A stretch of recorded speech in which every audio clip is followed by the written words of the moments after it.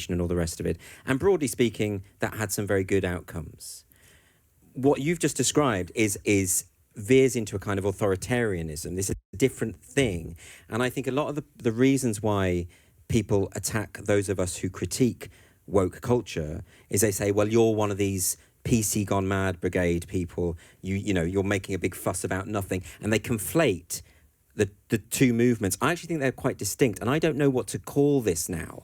I don't call it political correctness, personally. I don't. No. I say woke movement or woke culture, but now, of course, the strategy is to claim that is just a right-wing slur against social justice. How about seeing the whole thing as a form of overcorrection? I'm trying to be as benign as possible in my reading here, but let's say, because this is all very complex, we know this. Has there been racism in the past? Yes, of course. Has there been homophobia in the past? Yes, of course. Have women been equal to men in the past? No, of course they haven't. Now, there's a tendency, it seems to me, that if you want to correct an injustice, including particularly historical injustice, you might want to go past equal for a time. You might wish to go to, for instance, better. Or you might not be satisfied with absolutely the same, but say, let's make up for some lost time. Let's make them squeal a bit. It's a very understandable human emotion, the retributive emotion. I think that's almost certainly one of the things that's going on at the moment. It was always there. It was always there. Can we settle for equal, or do we have to go to better? Well, I liked your metaphor in the book when you talk about the train at the station, that the train's coming to a station and slowing down, and then just at the last second, the driver throws all the coal in and it goes speeding off way past its destination, because it felt like that. I think you and I have a similar age, so you can remember when we were growing up, we were reaching a kind of colorblindness. We didn't notice when there was a film with a black actor or a film with a woman in a prominent lead. No, it wasn't an issue in of itself. It wasn't something that was remarkable. And I feel like the momentum was in the... That's not to say there wasn't racism and sexism and all the rest of it. Yes, I mean, there's a critique. There's the obvious critique of that is we wouldn't have noticed it as much. But my female friends didn't notice it either.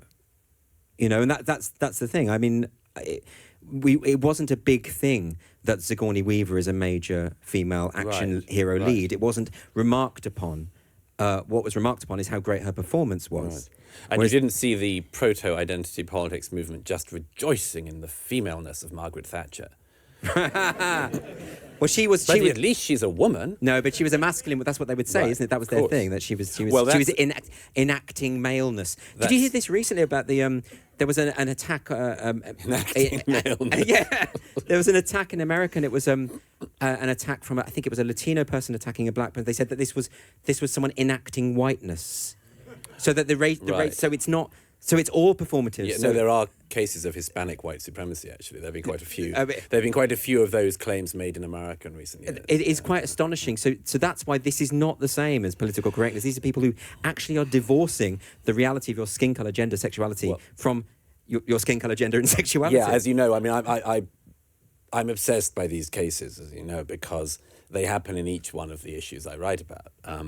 It happened a little while ago, but you mentioned the Thatcher example. But it's happened. You can see it very clearly in recent years with the famous career trajectory of Germaine Greer, where she gets chucked out of the Church of Feminism by some people who just say Germaine Greer isn't a feminist. Interesting.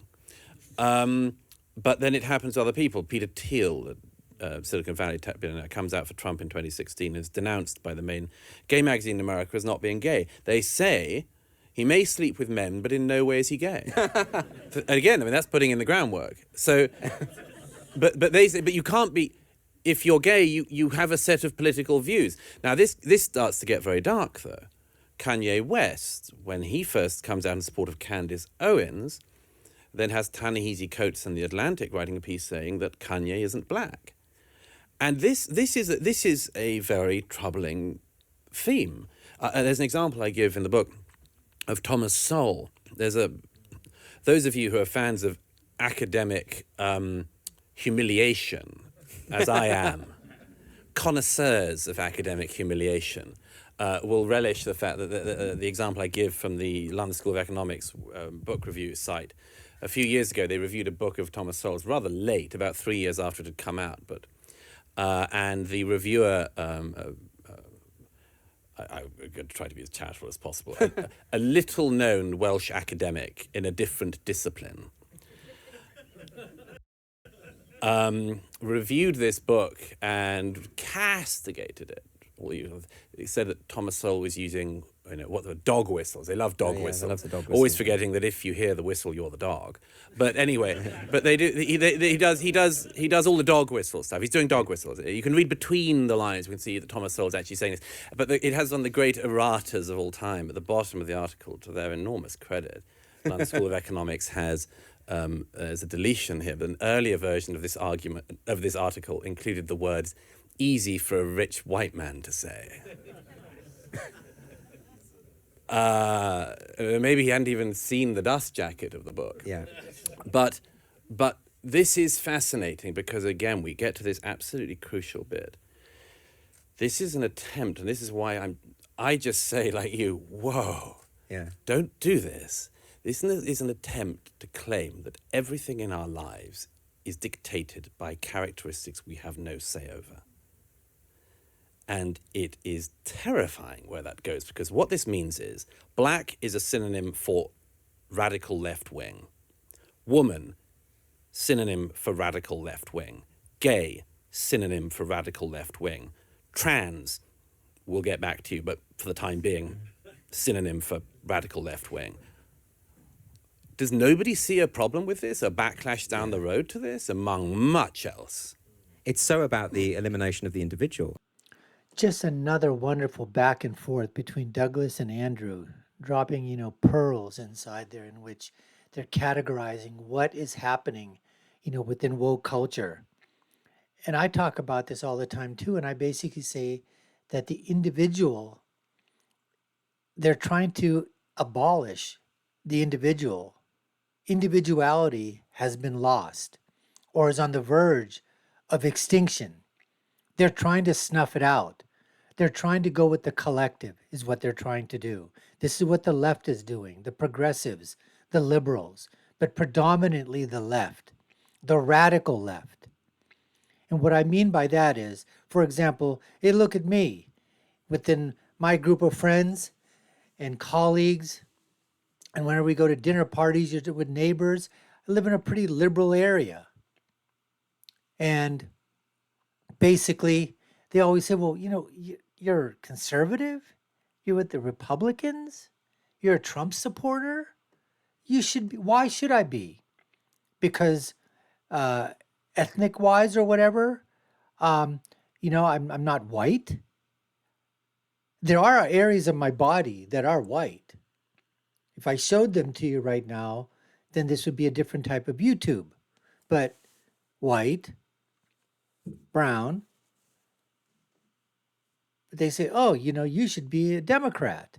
And that's what they say with blacks, right? Black conservatives, Hispanic conservatives, women who are conservatives. If you're educated and you're conservative, if you're not, high school educated and you're, all these things, they're trying to box you. If you're not within that box, you're not part of the radical left. You're not part of the leftist team. And that's what these guys are basically trying to say. That everybody, unless white is here, and that's everybody that's white, and everybody that's non-white has to be against it. That's where this is all going, folks. That's where this is headed to. It's not headed to, it's already on that course.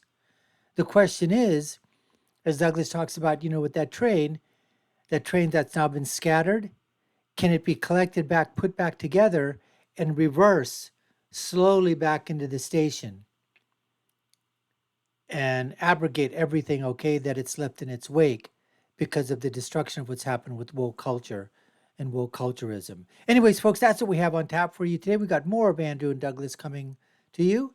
But before that, you're watching the Dr. Nasir Shaikh Show. I'm your host, Dr. Nasir, where I give you my political prescription from my political perspective of what happens when you've got Douglas Murray, Andrew Boyle, culture, religion, government, politics, social media, wokeness, all that comes crashing together. Let's get back to more of the interview right now.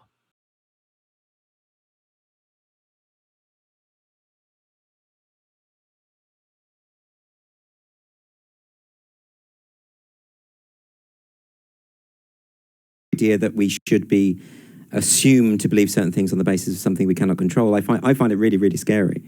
And I also find it quite paternalistic. I find it quite patronizing. When you hear people complain about certain types of jokes because they might offend gay people, for instance, well, maybe I can handle myself. And I don't need someone sort of controlling that. And also, as we know, just because something's offensive doesn't mean it isn't possibly true. In fact, quite often things that are offensive because you sense a whiff of truth in it and you'd rather skip over it. Yes. And that's fine if it's just to do with politeness. But the problem is, of course, is that there are elements in this which you get some way past politeness. That's the reason I did trans last. And try to, and this is why I hope that people who generally disagree with what I'm saying do at least take on board what I'm arguing in that chapter in particular, which is that one of my editors says, it's a very good, useful rule of thumb, says every era in human history has done things which we look back on and are insane.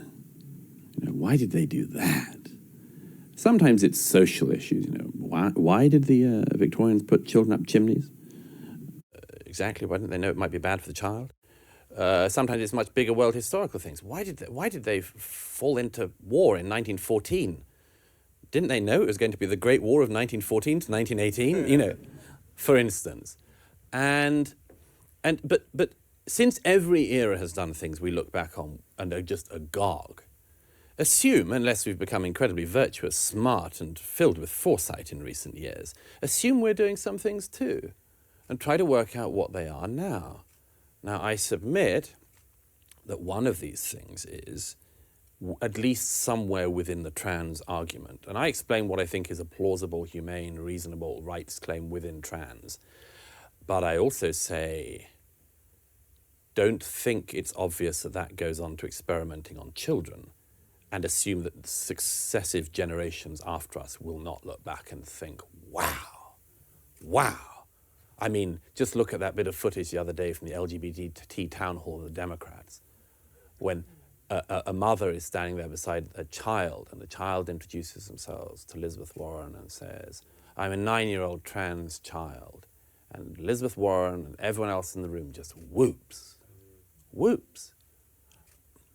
I think we can stick to being polite where and when we can, but this is where an unwillingness to actually interrogate complex, difficult, tricky terrain leads you. It leads you to the situation of everyone cheering at an idea we didn't have a few years ago and needs to be interrogated properly. I wonder whether, I think where I might part company slightly is I think, as opposed to looking back on this and seeing where, I think we know this is wrong, generally as a society. I think we know it at the moment. I think we have a bizarre situation where the minority of social justice activists, or those with that mindset, seem to have so much power and ability to dominate the media narrative that we're in this kind of illusory world where we think this is the norm. I think the vast majority of people, and this is something I wanted to ask you about, because I think we're winning. I think there's something to be very optimistic about. Oh, for sure. I don't believe that we are living in this oppressive matrix world that they think we are. And I think, therefore, it is doomed to die. I agree, but there might be an awful lot of pain to get through first. I come back to this thing. If you are working in government or in a large number of an increasing number of companies and elsewhere, you are already stuck in the matrix of not being able to have employment decisions based on competency, but at the very least significantly dominated by characteristic discussions.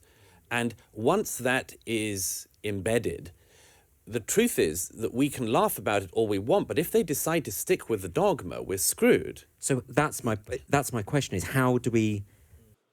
This is where I completely agree with Andrew. I believe we are winning the war. We are winning the culture war battle.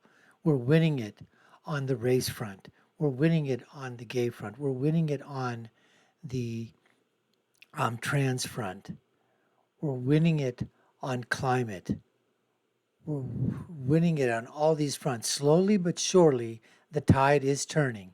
Yes, there is a small minority within the leftist radicalist groups. We know who they are. And they have a huge voice because the megaphone that they have is not just a single megaphone.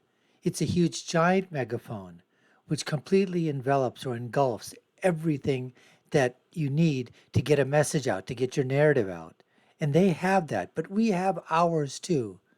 They might not be as large, but there's a whole lot more of us that are mini megaphones, basically saying, no, we're not following your delusion. We're not going to be part of your collusion.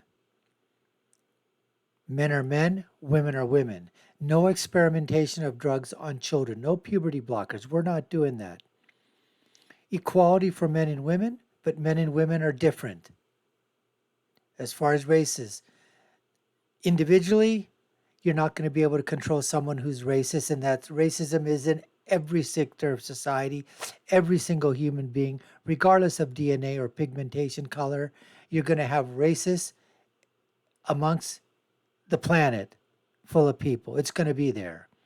White racists, black racists, brown racists, red racists, yellow. You're going to have them all from all ethnicities, all nations. But as far as systemic racism, at least in Western democracies in the United States of America, where it's institutionalized now, that's not there. We all know it. DEI, diversity, exclusion,